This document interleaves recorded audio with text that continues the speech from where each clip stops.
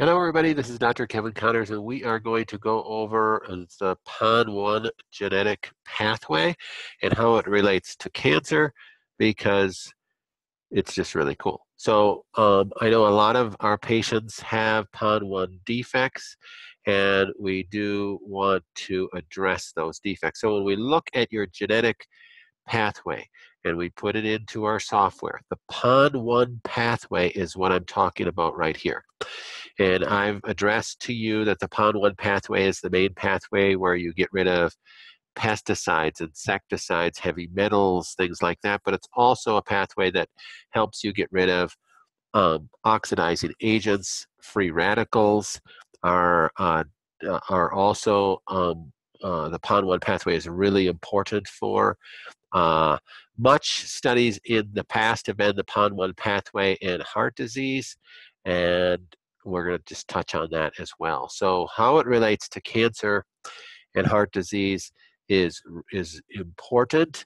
It's an antioxidant. So peroxidase 1, the PON1 gene, makes an enzyme, and that enzyme does some really cool things in our body in order to prevent cancers, prevent cell membrane destruction, prevent how different free radicals block apoptosis. The PON1 pathway gets rid of that. So that's what cancer is. Remember, a cell that's not able to go into apoptosis, that has damaged cell membrane and cell membrane receptors, so apoptosis isn't stimulated. And so it ties with cancer directly.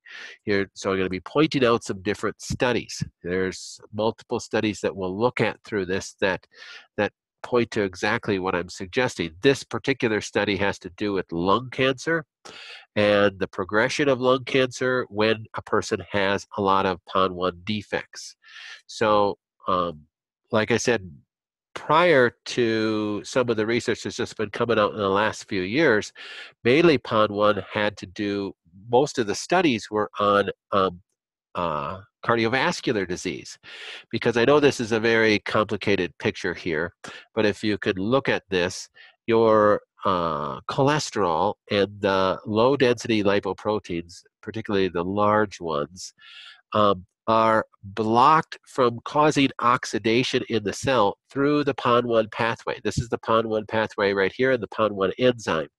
It is given to the endothelial cell. So, sorry, this is a picture of, these are your endothelial cells, the single layer cell that line your arteries. This is the lumen of an arterial vessel. So this is the lumen of the vessel that blood is going through. The importance of high-density lipoproteins, HDLs, is that they carry on it the PON1 enzyme that then is distributed into the space, that what's called the intimal lining of the blood vessel, that space that's right behind the endothelial cells, the lining. This is the lining of the blood vessel. The HDL brings the PON1 enzyme through that lining, through the endothelial cell spaces. And the biggest thing that the PON1 enzyme does is it blocks the oxidation of LDLs. So it literally helps block heart disease. So PON1 pathways, a lot of studies on PON1 pathway and how it blocks heart disease. Now, if I have a bunch of defects on my PON1 enzymes and my PON1 genes, I'm not going to be making a lot of that PON1 enzyme. So I'm going to have deficiencies, you could say, like this person is going to have a greatly reduced PON1 enzyme production. Their risk for cardiovascular disease, just talking about this line with cardiovascular disease, now we're going to be talking about cancer in just a second, is going to be greatly increased. This person's got a lot of defects on their PON1 enzyme. So we could go through each one of these different things, and it's just amazing what is taking place inside the intima of the lining of each of your arteries through all your blood vessels, and what it does to this pathway, and what oxidized LDL does, and with foam cell production, and how it attracts different things, and that's what causes all sorts of problems. So making PON1 enzyme is super important for heart disease. That's what I want you to get off of this slide, not to be so complicated, but it's really important. Well, PON1 deals a lot with oxidative stress. So reducing oxidative stress is important for cancer patients. That's why we talk about the glutathione pathway and the superoxide dismutase pathway.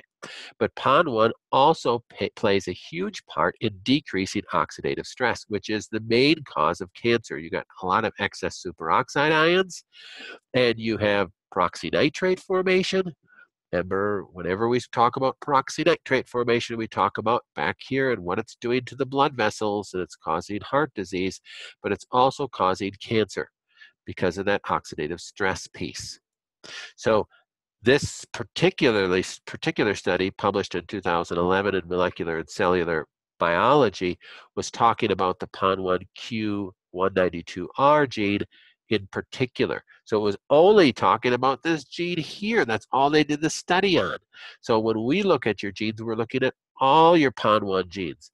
So yeah, is this gene important? Yeah, but it's not any more important or less important than these other ones. This is just the one that they did the study on.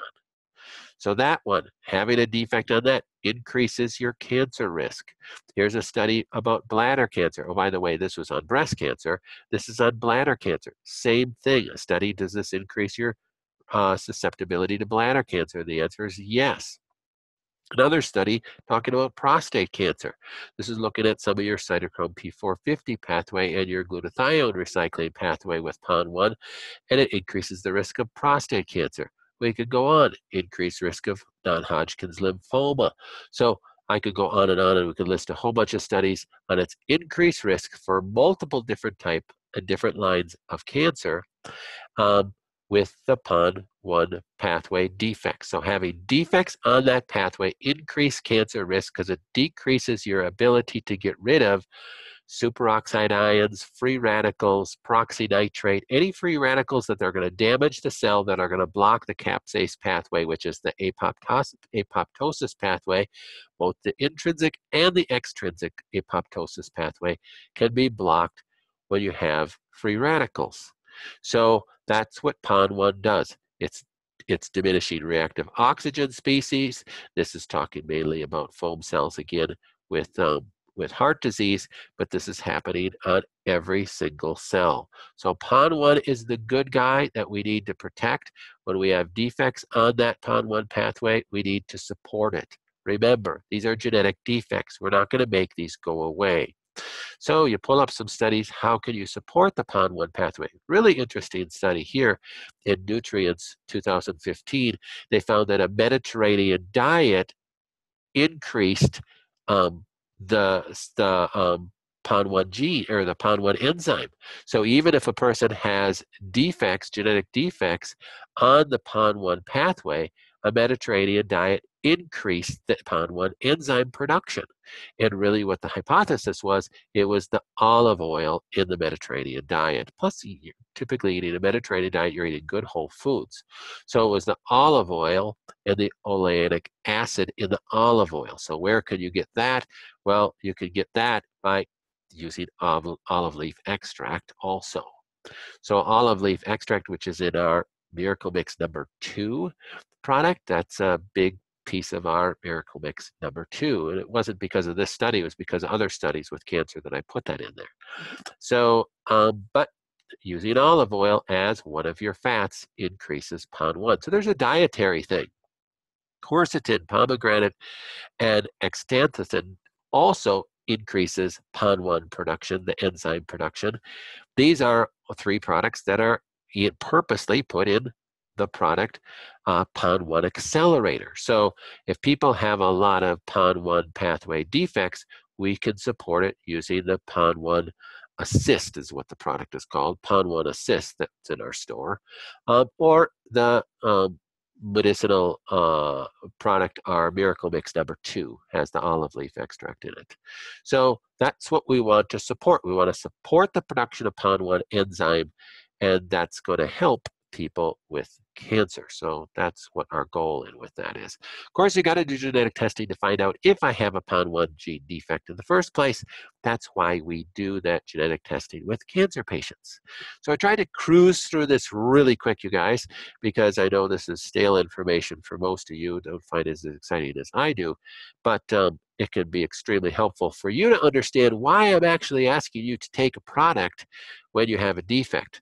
So I'm not just giving you or trying to sell a product, we're trying to support this pathway that isn't working very well, and that pathway is pretty important. So I'm trying to get it into your mind why you're doing what you're doing and what we're looking for.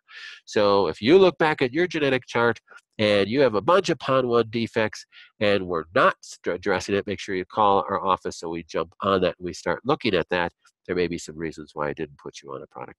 All right, hopefully that helps, and we will talk to you very soon. You can check out any other uh, uh, videos at our website, and challenge you to get your genetics looked at so we can look at this a little deeper. Thanks, Dr. Connors. Have a good day.